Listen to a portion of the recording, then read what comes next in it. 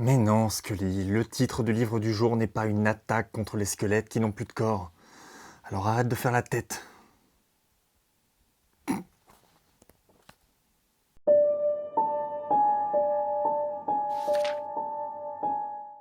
Bonsoir à toutes et tous, chers fantômes. Soyez les re-bienvenus dans la grande entrée et dans ce 39e hanté sans frapper. Le body horror. Horror. Bref, l'horreur corporelle dans la langue de Molière est un sous-genre du domaine de l'épouvante, très largement popularisé, aux yeux du grand public en tout cas, par le cinéma du Canadien David Cronenberg. Le principe en reposant sur des récits mettant en scène la mutation surnaturelle et souvent extrême du corps, dépeignant en filigrane des métaphores intimes et sociales sur la psyché et la condition humaine. En résumé donc, un genre fantastique plutôt extrême, très visuel et très profondément chargé. Toutefois, si on prête généralement l'émergence du body horror au réalisateur de La Mouche, inscrivant de facto son origine dans le domaine du cinéma, il n'en reste pas moins très présent dans celui de la littérature, où il jouit surtout ces dernières années d'une extraordinaire popularité au sein d'une nouvelle génération de plumes et de cinévores. Et c'est justement à une plume bicéphale que l'on doit aujourd'hui la toute première étude, française en tout cas, de ce genre mutant au possible, pertinent au mieux. J'ai nommé Génération Body Horror de Fleur Hopkins-Loferron et Morgane Cossarieux, et c'est paru chez Actu SF. Avant de poursuivre cette chronique, chers fantômes, je tenais à vous rappeler la tenue les 23 et 24 mai prochains à Vasquehal dans les Hauts-de-France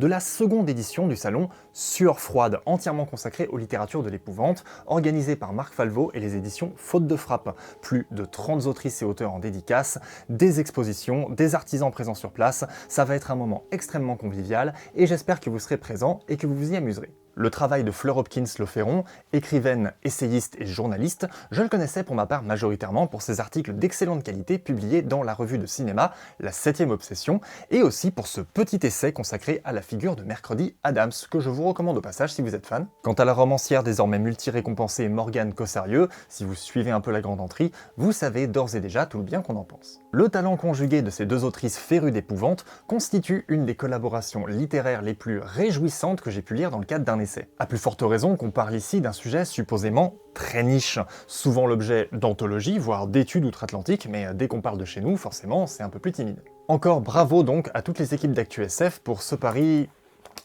de poids. En effet, dans ce petit pavé, Génération Body Horror dresse sans doute le panorama d'études le plus complet et rigoureux qui soit sur ce genre très particulier, aussi bien au cinéma qu'en littérature, attaqué par thématiques extrêmement précises et avec un degré de recherche et de référence à flanquer le tournis. Pour vous donner une petite idée, sur une commande initiale de 200 000 signes, le manuscrit final s'élève à 800 000 je crois, c'est dire s'il y avait un abcès à crever autant qu'un sujet à creuser. Petit disclaimer toutefois, si l'ouvrage est bien sûr d'une richesse hors norme, passionnant de bout en bout, et que je vous le recommande d'ores et déjà chaudement, si vous êtes fan ou curieux, faut quand même préciser qu'on n'est pas sur une lecture légère. Sur 532 pages, on en compte près de 60 d'index et de références à la fin, plus 130 notes de bas de page qui enrichissent encore davantage son contenu, et il dénombre parfois à la chaîne des descriptions de scènes souvent insoutenables, dont certaines tenant de la VSS, donc soyez prévenus. Répartis sur plusieurs chapitres, entrecoupés de dessins et d'interventions des autrices et auteurs les plus emblématiques du genre,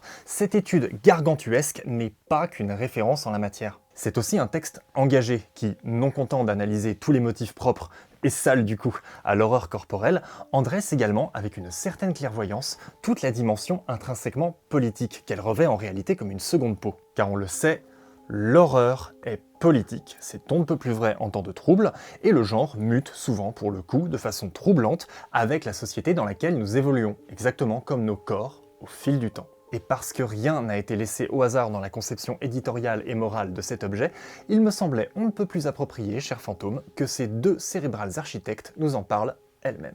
Alors comment et pourquoi le body horror comme sujet d'étude, genre qui a justement été récemment mis en lumière aux yeux du public français via l'émergence de réalisatrices telles que Julia Ducournau et Coralie Farja? L'envie de lancer cet ouvrage assez titanesque sur le body horror, il est surtout venu de Morgane. En fait, Morgane et moi, on s'est rencontrés il y a moins d'un an, aux Imaginales de 2025. Ça a été en gros coup de foudre intellectuel, amical. Enfin, ça a été une rencontre, je pense que c'était importante pour nous deux. Et c'est elle, en fait, qui a eu la gentillesse de venir vers moi et de me dire j'ai très envie de faire cet essai sur le body horror. Et moi, j'étais évidemment très partante parce que le body horror, il n'y a quasiment rien du tout dessus. Donc c'est pas du tout par opportunisme qu'on a fait ce bouquin-là, c'était aussi parce que nous on adore l'horreur. Je pense que ça c'est vraiment une déclaration d'amour très assumée au body horror, et on avait très envie de faire un état des lieux de ce genre qui ne se résume pas qu'à Julia Ducournau, à David Cronenberg ou à Coralie Farja, et montrer qu'il est foisonnant, il est multiple et il prend des formes parfois très inattendues. Après notre rencontre, c'est vrai que on connaissait pas vraiment ce qu'on avait fait l'une l'autre. Donc du coup, je t'ai envoyé mes livres, tu m'as envoyé tes articles. Donc moi, c'est vrai que du coup, la plupart de mes livres, c'est du body horror. Et toi, tu m'as envoyé tes articles sur le femgore, sur l'horreur domestique. Et tu avais aussi pas mal travaillé sur Cronenberg. Et je me suis dit, non mais, enfin, c'est vraiment un match, quoi. Enfin, c'est évident qu'on peut faire ça que comme ça, quoi. De la même manière que le corps ne se limite plus à lui-même dans le body horror, l'ouvrage rédigé par les deux autrices se propage en réalité bien au-delà de sa simple étiquette évocatrice de grotesque et implique à son corpus des histoires et des films auxquels on ne penserait pas forcément de prime abord pour définir le genre, même si certains sont forcément bien plus cités que d'autres. Ainsi, loin d'être un simple gimmick cheap, l'horreur corporelle englobe de fait tout ce qui peut porter atteinte de près ou de loin à nos enveloppes charnelles. C'est vrai qu'en fait, la première idée qu'on a du body horror, c'est Cronenberg, c'est les mutations, c'est les fusions. Mais on s'est vite dit que l'amputation, la dégradation du corps, c'était... À partir du moment où en fait, il y a un rapport avec le corps, c'est du body horror.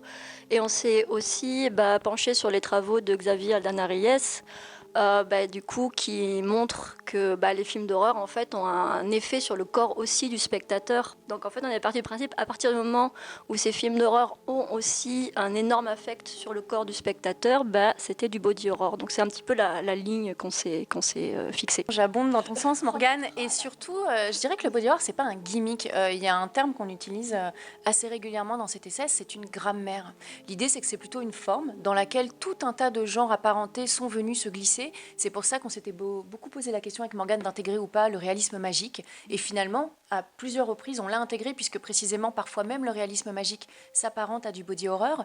Et l'idée pour nous, c'était vraiment de montrer qu'il y a une appétence renouvelée, ça c'est certain, pour le body horror, et qui tient à sa grande plasticité.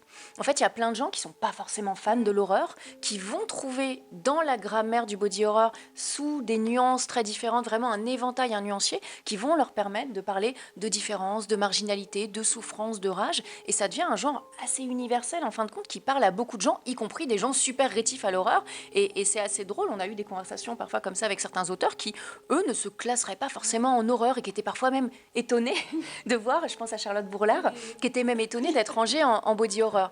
Et concernant la question de savoir si on s'est restreint, je pense que ça a plutôt été l'inverse. On était partis très modestement, Morgane et moi, sur un petit essai qui devait faire 200 000 signes, et c'est vrai qu'assez rapidement, on s'est rendu compte qu'il y avait une urgence, une nécessité et une envie de notre part de faire quelque chose qui était vraiment hors norme. Et donc on est parti sur plus de 800 000 signes, on s'en excuse pour nos lecteurs. C'est aussi pour ça que la police est assez petite, il fallait qu'on rentre tout dans cet essai. Mais non, ça s'est transformé en un essai très volumineux, mais parce que je pense aussi qu'on a fusionné nos cerveaux. Enfin, il s'est passé quelque chose d'assez excitant pour nous. Moi, je suis chercheuse de formation, donc je travaille en solitaire. Et c'est vrai que c'était très inattendu, très inhabituel pour moi de faire quelque chose à deux, un peu vertigineux et un peu terrifiant au début. Et au contraire, ça a été super vivifiant, et on s'est posé des limites, mais à la fois on s'est laissé dévorer un peu par le sujet dans le bon sens du terme, et on a appris beaucoup de choses en chemin. Enfin, on en sort avec une vision encore plus exaltée qu'avant du body horror, parce qu'on voit à quel point c'est plein de potentialités, plein de colère, et je suis persuadée que dans 5 ans, dans 10 ans, on peut refaire cet échange-là, et le body horror aura continué à innerver en fait les imaginaires. C'est un genre dont on a besoin en fait profondément. Notre corps, sa santé, son intégrité, l'essai qu'est Génération Body Horror s'impose aussi comme une réflexion sur un sujet passionnant à analyser, y compris en étirant sa matière jusqu'à d'autres sphères du domaine horrifique, quitte à ce que ça bouscule un tout petit peu les idées reçues. Bien sûr, en lisant par exemple tout un pan consacré au torture porn dans un ouvrage consacré au body horror, vous pourriez avoir envie de arquer un sourcil un peu circonspect.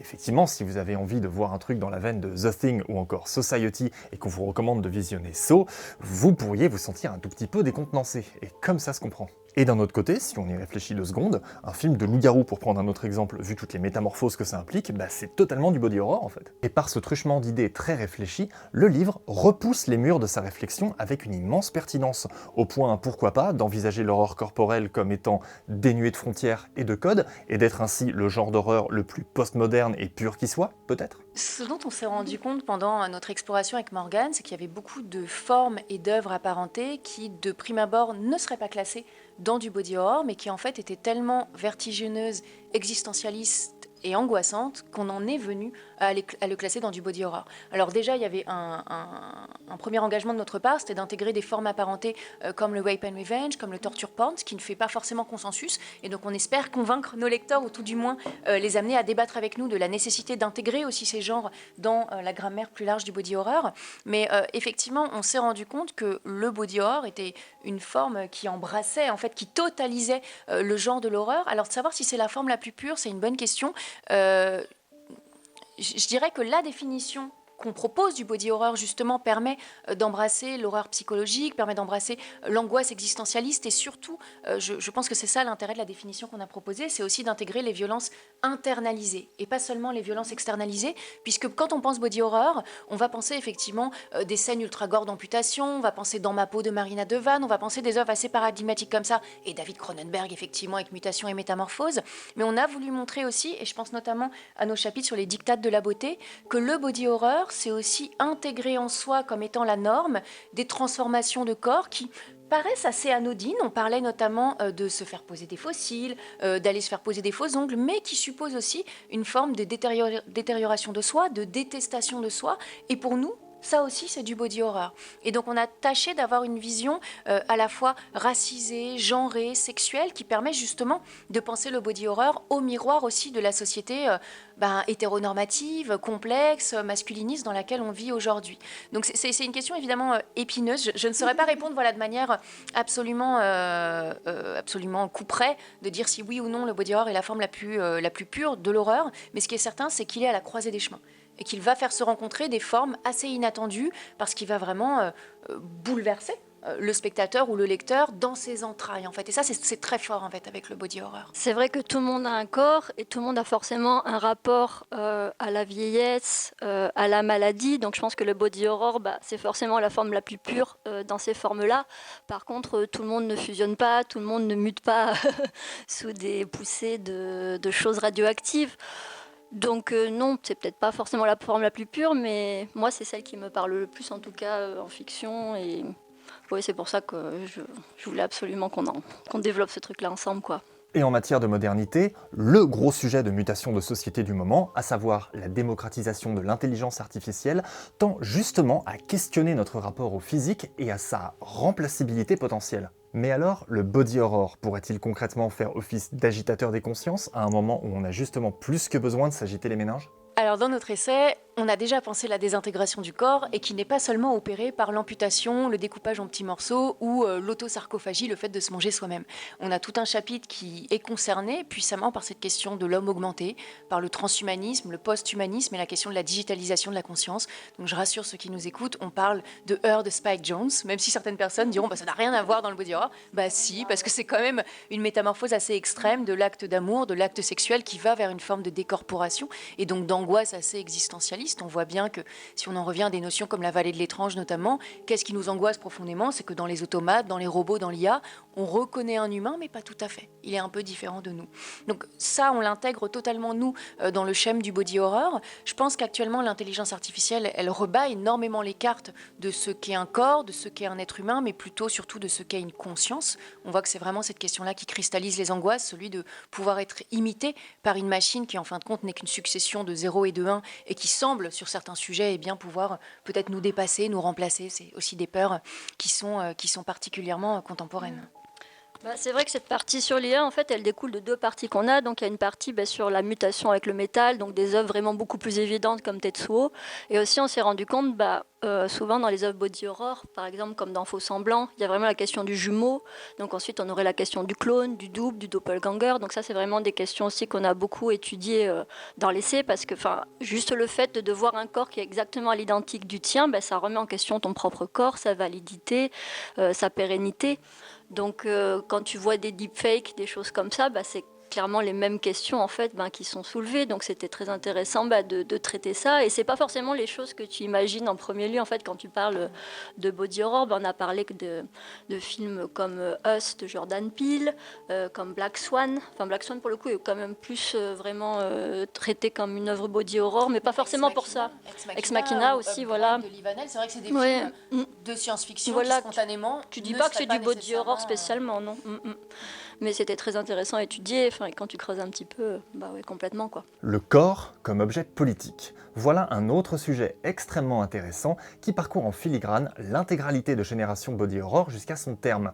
Un thème à même de parler aux lectorats les plus avertis sur les questions sociales et d'évoquer l'éternelle et actuelle question de la marginalité. Une caution d'engagement assumée par les deux autrices et qui ne manque pas d'ailleurs pour ce faire de citer un de mes auteurs préférés. La fin de notre ouvrage, ça s'appelle Body politique. Alors pourquoi ? Parce que moi je suis une grosse fan de Clive Barker et je soupçonne que Morgane aussi. Et c'est évidemment un clin d'œil à sa nouvelle très connue, Body politique, dans laquelle les mains se rebellent et vont se couper, se trancher pour pouvoir en fait faire une espèce de dictature des mains et des membres libérés. Donc c'est typique Clive Barker, le corps se rebelle, le corps se coupe, se mutile, mais c'est une forme de jouissance parce que la mutilation et le plaisir ne sont jamais très éloignés chez ce cher Clive Barker.